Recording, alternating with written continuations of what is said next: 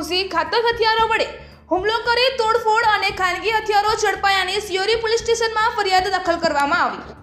પ્રાપ્ત વિગતો અનુસાર કાંકરેજ તાલુકાના અરણીવાડા ગામમાં કોઈને કોઈ રીતે ઘટનાઓ સામે આવતી હોય છે, ત્યારે હવે કૌટુંબિક ભાઈઓ વચ્ચે એકબીજાને છોકરી છોકરા બાબતે સામાજિક રીતે મનદુખ થયું, જેમાં મામલો બીચક્યો હતો। જેમાં સમા પક્ષેથી એક જૂથ લઈને ધારિયા, કુલ્હાડી, બરસી, થોકા, લાકડીઓ જેવા ઘાતક હથિયારો સાથે છોકરા પક્ષના કુટુંબ પરિવારના ઘરે જઈને હુમલો કર્યો હતો, જેમાં નાની મોટી ઈજાઓ પહોંચી હતી અને ઘરના પતરા સહિત ઘરનો દરવાજો તોડફોડ કરતા સમગ્ર ગામમાં ભારે ચકચાર ફેલાઈ ગઈ હતી।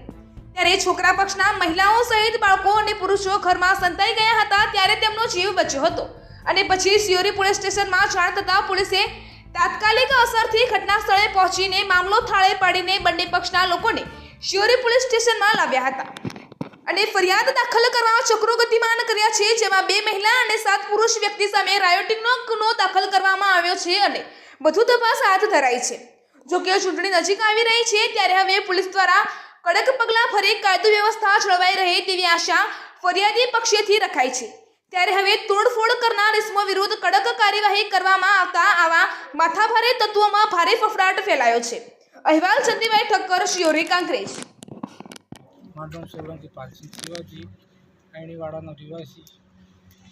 અરણીવાડાના રહેવાસી ને ત્યાં હું મારું ખેતર હતું, ત્યાં હું આંટો મારવા ગયેલો અને અમુક આમના જોડે જૂની અદાવત હતી, અમુક ઇસમો આવ્યા તેમની ટોળકી સંગાથે અને એમના ઘરે નુકસાન કર્યું, બારી બાણા તોડી નાખ્યા અને ફાયરિંગ, અને હું ત્યાં ગયેલો તો ઘોડા ભાવથી અને મારા ઉપર ફાયરિંગ કરી, પણ ત્યાંથી હું મારા કિસ્મતે હું બચી નીકળી ગયો। અને કોને ફોન કર્યો પોલીસને? આમને પછી પોલીસને ફોન કર્યો, પોલીસે અમને આઈને બહાર કાઢ્યા, પોલીસે આઈને બચાવ્યા અને આ એમના ઘરે બેઠા હતા, અમને કોઈને કશું ખબર નથી। કેટલા જણા હતા? એમનું લગભગ 50-100નું ટોળું હશે।